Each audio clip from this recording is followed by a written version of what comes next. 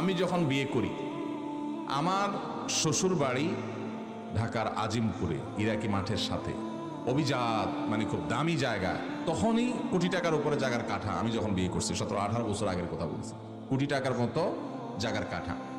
তো সেখানকার বাড়িওয়ালা, আর আমি হলাম সন্ন্যত ছাড়া গরিব মানুষ। ঢাকা শহরে আমার কোনো ফ্ল্যাট প্লট বাড়ি, তখন আমি মাত্র 2800 টাকা বেতনে চাকরি করি। আমার শাশুড়ি আমার সাথে বিয়ে দেওয়ার জন্য রাজি হয়ে গেছে। আমার শ্বশুর মারা গেছেন, তো আমি নিজেই অবাক হয়ে গেলাম যে ভদ্রমহিলা কি দেখে আমার কাছে বিয়ে দিতে রাজি হয়ে গেল। 2800 টাকা কি ঢাকা শহরে খাবে না বাসা ভাড়া দিবে? আমার বিয়ের সময় আমার মামার শ্বশুর উনি বললেন যে মেয়েকে কোথায় রাখবে। আমার আব্বাজান রহমতুল্লাহ আলাই খুব বিচক্ষণ মানুষ ছিলেন।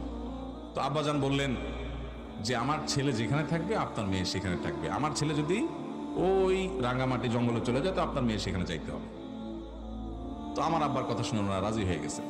কিন্তু আমার শাশুড়ি, এই ভদ্র মহিলা এত বিচক্ষণ মানুষ ছিলেন, উনি চিন্তা করছেন যে ছেলে বোর্ড স্ট্যান্ড করা, প্রত্যেক ক্লাসে ভালো রেজাল্ট করছে এই ছেলেটা মেধাবী, আবার ওনাদের কাছে মনে হয়েছে ছেলেটা বোধহয় ভালো মানুষ, এই জন্য রাজি হয়ে গেছে। অথচ আমার একটাই ছেলেকে, একটাই ভাইরা, সেই বেচারা অনেক পয়সাওয়ালা মানুষ, আমি গরিব মানুষ, কিন্তু আমার কাছে দিয়ে দিছে।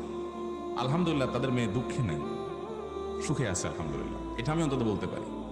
আমাদের দেশে বেশিরভাগ মেয়ের বাবারা, ভাইয়েরা, আমি খুব সিরিয়াসলি বলছি যে আমরা বেশিরভাগ এই ক্ষেত্রে আমরা ভুল করি। আমাদের মেয়েদের জন্য আমরা দেখি যে একটা সরকারি, অনেক ছেলেরা আমাদের কাছে প্রশ্ন লেখে, হুজুর সরকারি চাকরি না করলে মেয়ের বাপরা মেয়ে দিতে চায় না বিয়ে। সরকারি চাকরি না করলে আপনি মেয়ে বিয়ে দিবেন না?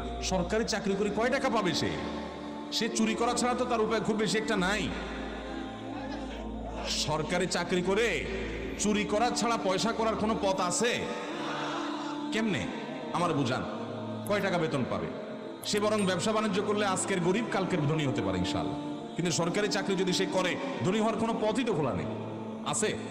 কেমনে ধনী হবে? 2 নম্বর টাকা ছাড়া ধনী হওয়ার রাস্তা আছে?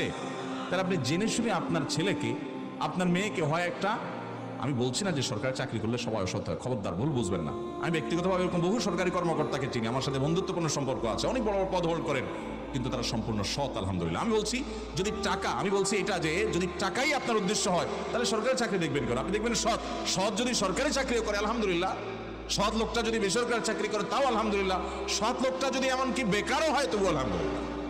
দেখতে হবে মানুষটা সৎ কিনা, দেখতে হবে মানুষটা কি কিনা, সৎ কিনা। সে যদি সৎ হয় তাহলে কোথায় কাজ করাটা বেটার না? আপনি খুঁজে সরকারি শুধু খুঁজতেছেন, তার মানে আপনি ঘুষখোর খুঁজতেছেন।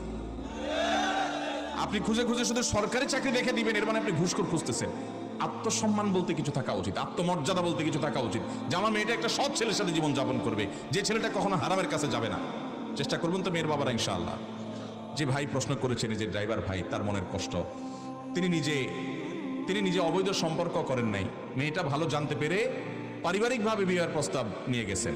যাই হোক, আমি তো আর জানি না যে মূল ঘটনা কি, আদৌ এটা খাটে না না খাটে। তারপরে এটা আমাদের সমাজে খুব প্রতিষ্ঠিত কথা যে আমরা সবাই মেয়ের বাপরা শুধু পয়সাওয়ালা খুঁজি এবং প্রতিষ্ঠিত মানুষ খুঁজি। আমি সবসময় বলার চেষ্টা করি, যারা মেয়ের বাপ আছেন, মেয়ে কার কাছে বিয়ে দিবেন, ছেলে খুঁজে পাচ্ছেন না, আপনাদেরকে বলতেছি, আপনাদের এলাকাতে ফজরের নামাজের জামাতে নিয়মিত যে সমস্ত যুবকদেরকে দেখবেন হাজির হয়, খুব সুন্দর করে ধীরস্থিরতার সাথে নামাজ কালাম ফজরেরটা পড়ে, অন্যগুলোর কথা আমি বলি, অন্যগুলো তো বটেই, ফজরের নামাজ যারা নিয়মিত হাজির হয় এবং অত্যন্ত পড়ে, হারাম থেকে বাঁচার জন্য যুদ্ধ এবং সংগ্রাম করে, ভদ্র নম্র, এই ছেলেগুলো যদি গরিব হয়, আপনার মেয়ে বিয়ে দেন, ইনশাআল্লাহ তারা সুখে থাকবে।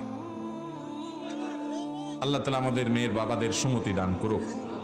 এই যে যুবকরা এত ঠিক করতেছে, এরা বিয়ের জন্য বেচারারা মানে বেকার হয়ে আস, এই ছেলেদের আল্লাহ তাআলা একটা হালাল ব্যবস্থা করে দেখ, এবং মেয়ের বাবাদের দিলটা আল্লাহ তাআলা নরম করে দেখ। আর ছেলের বাবারা যৌতুক খাওয়ার হারাম খড়ি থেকে আল্লাহ তাআলা বেঁচে থাকার তৌফিক দান করুক। যুবকরা যৌতুক মুক্ত বিয়ে করবেন তো ইনশাআল্লাহ, ইনশাআল্লাহ।